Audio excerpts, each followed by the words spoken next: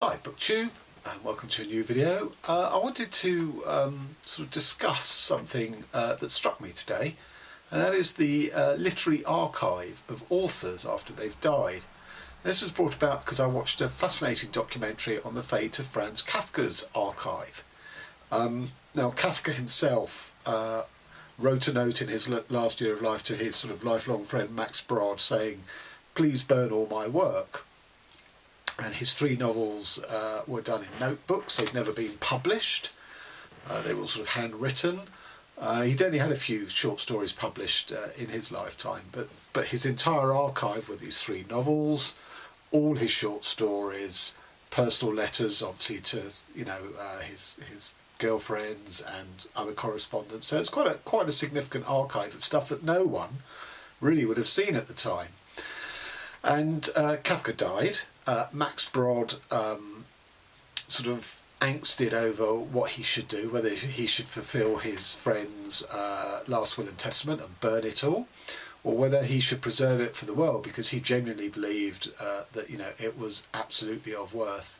Now, when the Nazis came to power in Prague, Brod basically fled to Palestine and took all Kafka's papers with him, and he finally made the decision to sort of, do the editing work, get these novels published, and as we know, there's, all the letters to his girlfriends have been published, and the short stories have been published. So he ignored the last will and testament of his friend. And personally, on a personal level, thank God, because the world would be a poorer place without Franz Kafka's work in it.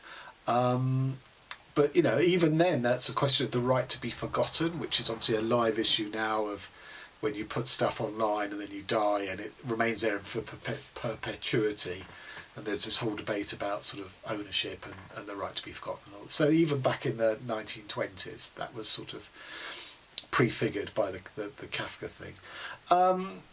I think one other thing that Brod might have been motivated by was, the fact that Kafka's books were stories were those burned in the Nazi book burning, the Sauberung in 1933. And there's no way that one artist could recreate that on a small scale by burning the work of another artist, and another artist who happened to be a Jew who had to have his work burned. So that's a sort of preamble. So Brod had this sort of, all the original stuff in the archive. And when he died, he willed it to his personal secretary. And by then this was in Israel. Palestine had become Israel. And she sold off one or two bits of it. She sold off the original manuscript handwritten for the trial. It was auctioned at Sotheby's in London and went for £1 million, £1 million. Which was a lot of money in those days. It was bought by a private investor in Switzerland, but then he was hounded by the German Literary Archive, and in the end he sold it to them for exactly £1 million, so he didn't make any profit from it. And it currently resides in a literary archive in Germany's Literary Archive. And before I get into the sort of implications of that, just to go on that that Brod's secretary, who had all the rest of the papers that she didn't flog off, when she died, she willed it to her daughter, also living in Israel. And the daughter is basically facing lots of legal challenges to her right of ownership, that basically coming from German universities, from Israeli universities, probably from Prague, from the Czech Republic as well. And bear in mind that Brod had already gone against the wishes of the original owner by preserving this stuff. So that there's a whole sort of chain reaction of who actually has the right to this stuff. And in true Kafkaesque style, it went to there was a trial on what should be the fate of these papers. And the documentary I watched ended with still no decision. I haven't done the research into whether it has since been resolved or not. But what I wanted to pick out from all of that sort of background is that, Kafka was a Czech Jew who was ethnically German and wrote in German. Therefore, let's ignore the fact that he left a letter saying that he wanted all his stuff burned. who really should be the keeper of the Kafka archive? He was Czech. So, you know, you'd say that the Czech Republic have a good claim to him. And if you go to Prague, there is lots of Kafka stuff in the city. Lots of sort of touristy style sort of memorials and sort of blue plaques and all that sort of stuff. But Kafka himself wrote in German. Therefore, the Germans feel they have the stronger claim. And one of the literary academics on the documentary sort of said, you know, it was so important to have the trial manuscript because that is one of the three greatest works of modern German literature. I'm interested to know what he thinks the other two are. Maybe Britta, maybe or anyone else doing the Read More German lit. Maybe you could enlighten me as to that. So Germany obviously has a claim. They already have the trial, but they want the rest of it. And then finally, Israel has got involved because Kafka was a Jew, and you know, they claim that it's part of their heritage, their literary heritage. So that's kind of what I wanted to talk about, really, because in today's society, where many more people are self-identifying as this, that, or the other, it sort of begs the question from the Kafka example. You know, Kafka himself expected his work to be burnt, so he wasn't troubled by the issue of where his work should end up at as an archive. But there are three competing claims: Czech Republic, Germany and Israel. When people self-identify now, if it's a writer, you know, are they going to stipulate in their wills for their work to end up in an archive of, say, feminist material, or Afro-Caribbean, or you know, maybe trans or LGBTQ? You know, people can, I guess, make those stipulations. And I was coincidentally this week I'll be reading this book called Works on Paper by Elliot Weinberger, and the second half of this is essays on poetry. And one of the poets he talks about is Langston Hughes, who this was written in the 80s, and Langston Hughes had sort of been largely forgotten in the 80s. I know now there's a sort of revival of interest in him and the whole Harlem Renaissance. But what Weinberger makes a very interesting point here is that American universities are very, the departments within them are very competitive. So that if an author has been claimed by, say, the Women's Studies department, the English literature one won't touch that author because they see that they've sort of been gazumped by the other department. And equally, a Langston Hughes type of author, if his work has been studied by the Afro-American department, again, English literature won't want to deal with it because you know, there's this sort of competitive element. And Weinberger makes the point that Langston Hughes is so much more than a member of the Harlem Renaissance, that he was a genuinely modernist poet, and you know, should be studied within the halls of English literature and not restricted just to the Afro-Caribbean studies, the Afro-American studies. And so generally, I personally would be against this sort of pigeonholing of artists and writers, you know, within a specific type of archive meant for how they identify and represent themselves in life. Obviously, they have the right to do that, but let's just say people don't specify in their wills. Then again, you're going to get this Kafka type situation of competing claims, not necessarily across different countries, but within different sort of